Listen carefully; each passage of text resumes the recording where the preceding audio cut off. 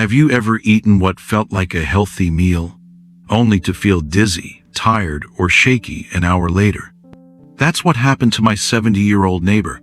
Every morning, he'd eat oatmeal, a banana, and orange juice, thinking it was great for his health. But one day, during his usual walk, he suddenly felt dizzy and had to sit down.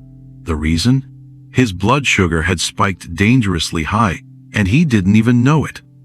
After 60, our metabolism slows down. What used to work for our bodies can now lead to blood sugar spikes, insulin resistance, and even diabetes complications like neuropathy or vision loss. Today, we're going to uncover 3 common mistakes in how we eat after 60 small habits that may silently raise your glucose levels. I'll also give you practical ways to fix them, backed by science to help support diabetes reversal, manage your A1C, and live better every day. Stay with me, especially for mistake number 3. It's subtle but can do the most damage if ignored. Caring about your health means staying informed, so hit subscribe and watch till the end, because what I'm about to cover might change how you think about your daily breakfast. Mistake number 1. Eating healthy carbs without balance. One of the most common mealtime mistakes seniors make is eating healthy carbs without the right balance of protein and fat, especially at breakfast. But when eaten on their own, these foods can act like sugar bombs in the bloodstream. Why? Because they're made up of simple carbohydrates that digest quickly, releasing a surge of glucose into your system. Simple carbs like plain oatmeal, white bread, or fruit juice are like crumpled paper. They burn quickly, give off a sudden burst of heat, and then burn out. That's what happens in your body. Your blood sugar spikes fast, giving you a short boost, but then crashes, leaving you tired, shaky, or hungry again. But when you combine those carbs with protein and healthy fats, it's like adding a thick log to the fire alongside the paper.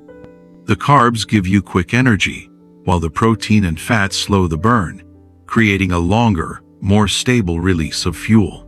Your digestion slows down, glucose levels stay steady, and you avoid the crash. It's not about avoiding carbs. Your body still needs them, especially for energy. But eating them alone is the problem. What matters most is the balance on your plate. A study published in the journal Diabetes Care found that combining complex carbs with protein significantly reduces post-meal sugar levels, spikes in older adults, an important factor in preventing insulin resistance, long-term damage to blood vessels and nerves. Margaret, a 72-year-old retired teacher, used to start her mornings with whole wheat toast and a bit of jam. It felt light and healthy, but by mid-morning, she often felt foggy and sluggish.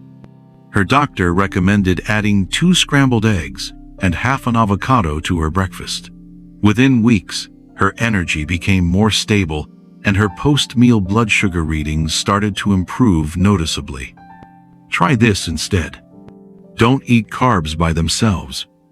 Add a protein source: eggs, Greek yogurt, tofu, or a protein shake. Add healthy fats: nuts, seeds, avocado, or olive oil. This helps slow digestion, keeps your glucose more stable, and supports A1C control and even diabetes reversal. Do you usually pair your carbs with protein and fat, or do you sometimes fall into the quick carb trap? Tell us in the comments. Your story might help someone else avoid the same mistake. Coming up next, I'll talk about a habit most seniors don't realize is harming them, and it has nothing to do with food choices. Mistake number 2. Eating too fast or while distracted.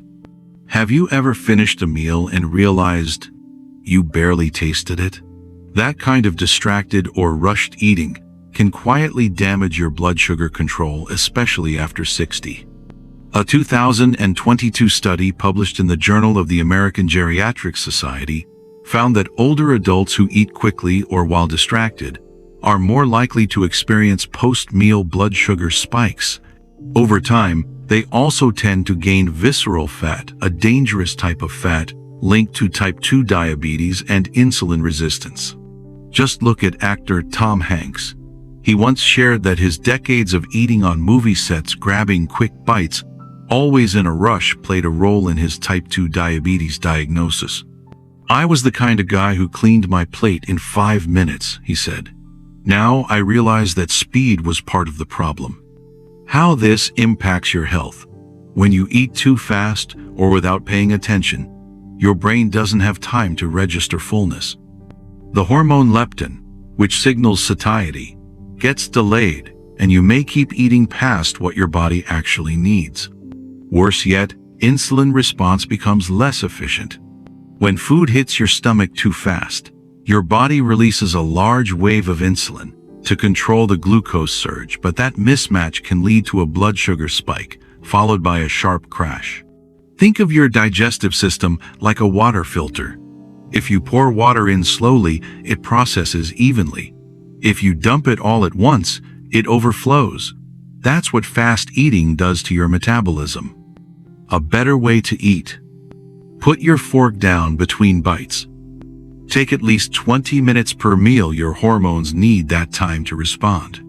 Focus on the meal, avoid screens or multitasking. Practice mindful chewing. 15-20 chews per bite helps digestion and absorption. These small habits, combined with smarter food choices, can help stabilize blood sugar, improve A1C, and support healthy aging, not even by changing what you eat, but also how you eat. Sometimes we eat too fast or lose focus without thinking twice. But there's often a reason behind it. Maybe it's stress, loneliness, or just habit. What usually causes it for you? Share in the comments. Your insight might really help someone else. Now, as promised earlier, it's time for mistake number 3, a sneaky habit that often happens late in the day, when your guard is down. It doesn't seem serious at first, but for many seniors, it gradually does the most damage. Mistake number 3, eating too late in the evening. At age 68, Richard's regular test results started raising questions. Despite his balanced lifestyle, daily walks, balanced meals, and avoiding sweets, his blood sugar was still high in the mornings. To figure out why, Richard started keeping a food journal. That's when they discovered a simple but overlooked habit. Every night at 9 p.m., Richard had a snack, usually crackers and cheese, while watching the evening news. It didn't seem like much, but it was enough to cause a problem. When he moved that snack earlier, before 8 p.m., and added a short walk after dinner, his morning blood sugar dropped by nearly 15 points in just 2 weeks. He also started sleeping better and felt more energetic during the day. Richard's experience isn't unusual. Many seniors follow healthy routines all day but unknowingly raise their blood sugar by eating too late at night. This habit can be especially harmful after 60 because the body processes food more slowly in the evening. When you eat close to bedtime, especially within 2 hours, your system stays busy digesting instead of focusing on rest, cell repair, and hormone balance. As a result, blood glucose stays high overnight, insulin doesn't work as well, and sleep becomes less refreshing. Studies from the Mayo Clinic show that adults who eat late at night tend to have higher blood sugar in the morning, more belly fat, and greater insulin resistance. One study even found that moving dinner earlier could lower the risk of developing type 2 diabetes by as much as 38%. I've seen this in the golden aging health community too. Hundreds of older adults have shared how moving their dinner earlier helped them sleep better, stabilize their blood glucose, and wake up with more energy. Many people eat dinner late or reach for snacks after 9 p.m., but adjusting this habit can make a big difference. Aim to finish your final meal at least 2 to 3 hours before going to bed. In the evening, lighter meals are best. Think grilled chicken with vegetables or a small bowl of soup. For those moments when you still feel hungry later on, choose something small and blood sugar friendly, like a few almonds or a warm cup of herbal tea. Adding a short walk after dinner, even just 10 minutes, can also help your body process glucose more effectively while you sleep. It's a quiet shift in routine, but one that can improve overnight recovery, support deeper rest, and help regulate blood sugar more effectively. And just when you think you've heard it all, I've got a few more simple eating strategies that can help keep your blood sugar steady, day and night. Bonus tips. Eat smarter, live stronger. Start with the half-plate rule. At each meal, try filling half your plate with non-starchy vegetables like leafy greens, broccoli, or cucumbers.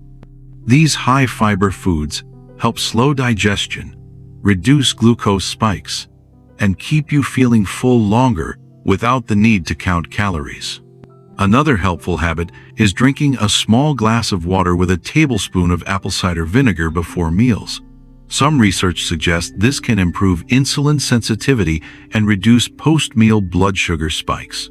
Just be sure to check with your doctor before starting, especially if you have stomach sensitivities or take medication. Also, begin paying attention to how you feel after eating. If a meal leaves you foggy, tired, or hungry again too quickly, it might be pushing your sugar levels too high. Keeping a simple food journal can help you spot patterns and make better choices based on how your body responds. Finally, try eating your meals at consistent times each day. A regular schedule helps your digestive system and hormones, especially insulin, work more efficiently, which can reduce blood sugar swings and support long-term health. These gentle adjustments don't require dramatic changes, but together, they can help create a stronger foundation for sugar levels, control, and healthier aging. With these extra strategies in your toolkit, it's a great time to revisit the key mistakes we've covered and how you can stay on track for better health in the years ahead. As we wrap up, I want to thank you for staying with me until the end. The fact that you're here shows that you care about your health, and that's something to be proud of. Taking action, even by learning, is a powerful step toward protecting your well-being as you age. Every choice you make matters, and today, you've made a smart one. Let's quickly review the 3 common eating habits that could be quietly raising your glucose levels. Mistake number 1. Eating healthy carbs like oatmeal or fruit without balancing them with protein or healthy fat. This can cause quick sugar spikes and energy crashes. Mistake number 2. Eating too fast or while distracted. When you rush, the body doesn't get time to respond properly, which leads to poor insulin response and overeating. Mistake number 3. Eating too late in the evening, especially close to bedtime. This keeps blood sugar elevated overnight and interferes with your body's natural repair cycle. Each of these mistakes is common but also completely fixable. And now that you understand how they work, you're already ahead of the curve. Think this was helpful? Hit like to support the channel and subscribe for more tips on reversing type 2 diabetes and staying strong after 60. Want to dive deeper? Our diabetes and blood sugar control playlist is filled with practical advice, meal ideas, and simple strategies made for seniors just like you. You're not alone on this journey, and we'll be right here with you every step of the way.